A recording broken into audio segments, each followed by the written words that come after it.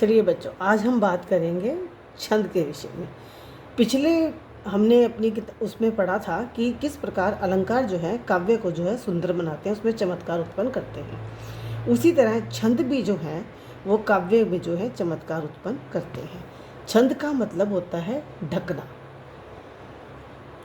तो अब छंद की हम परिभाषा देखते हैं, जिसमें अक्षरों, मात्राओं,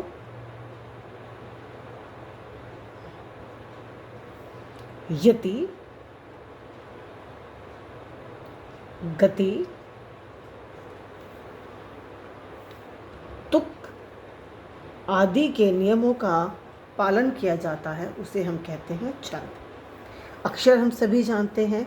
मात्रा, इसमें दो तरह की मात्रा होती है, गुरु और लघु। गुरु को जो है हम अंग्रेजी के एस अल्फ़ाबेट से दर्शाते हैं और लघु को जो है हम आई के रूप में दर्शाते हैं। जहाँ कोई शब्द या वर्ण जो है बड़ा होता है वहाँ पर आती है गुरु की मात्रा, और जहाँ छोटा होता है वहाँ आती है लघु की मात्रा। उदाहरण के लिए देखिए, जैसे क है, ये है हमारा लघु, परंतु अगर हम इसमें आ लगा देते हैं तो ये बन जाता है हमारा गुरु। तो छंद में मात्राओं का बहुत महत्व है, क्योंकि इन्हीं के सहारे हम बता सकते हैं कि कौन सा छंद किसमें क्या है। यति होता है विराम। हर पंक्ति को बोलने के लिए हमें थोड़ा सा विश्राम करना पड़ता है, वो कहलाता है यति। गति, एक इसमें रफ्तार सी होती है बोलते हुए। तुक, शब्दों का आपस में जो तुक मिलता है उसे हम कहते हैं तुक। जो एक तरह की आखिरी शब्द में या किसी शब्द में आवाज़ मिलती है वो कहलाती है तुक। अब छंद में अक्षरों, मात्राओं, यति, गति, तुक, इन तीनों पांचों चीज़ों के नियमों का पालन करते हुए जब हम काम करते हैं तो वो कहलाता है छंद। अब छंद जो है, जो हमारे पाठ्यक्रम में है, वो है वर्णिक छंद। वर्णिक छंद क्या होते हैं? जिनमें वर्णों के द्वारा चमत्कार उत्पन्न किया जाता है। इसमें तीन तरह के आते हैं। एक होता है समवर्णिक छंद, एक होता है विषम, और तीसरा होता है अर्धसम। सम में जिसके सारे चरण जो हैं समान होते हैं, इसमें चरण समान होते हैं। विषम में जो है चारों चरणों की संख्या में जो है वर्णों की जो गिनती हम करते हैं वो अलग होती है। और अर्धसम में एक और तीसरा चरण, दूसरा और चौथा चरण मिलता है आपस में। ये बात हुई छंद के जो हमारे पास प्रकार है। अब हमारे जो पाठ्यक्रम में है वो है सबसे पहले दोहा छंद। अब हम दोहा छंद के बारे में बात करते हैं। दोहा छंद किस तरह से होता है?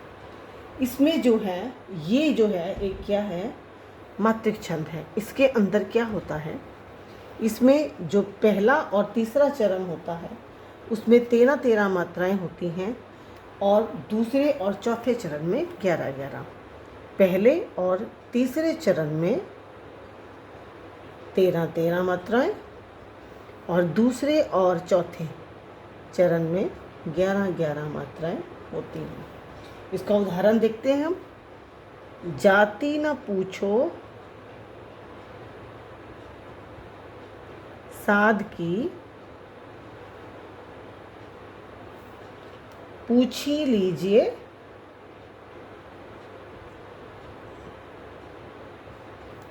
ज्ञान। अब हम इसमें मात्राएं लगाते हैं। जाति आ की मात्रा है तो ये आ गया हमारा गुरु। छोटी की मात्रा है लघु। आगे ना अकेला है तो यहाँ पे आएगा लघु।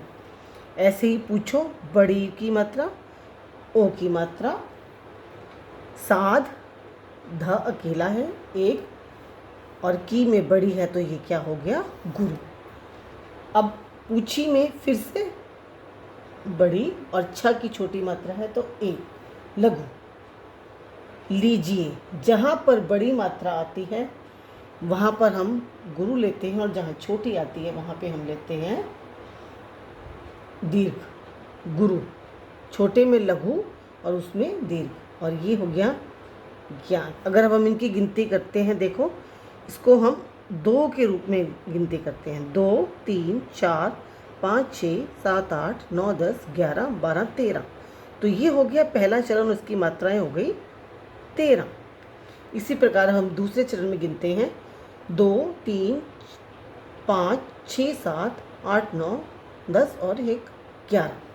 तो इस तरह इसमें क्या हो गई 11 मात्राएं। अब 11 मात्राएं जो है दूसरे चरण में, हमने क्या कहा था, पहले और तीसरे चरण में 13 मात्राएं और दूसरे और चौथे चरण में 11 मात्राएं। इस प्रकार यहाँ पर क्या हुआ, दोहा छंद।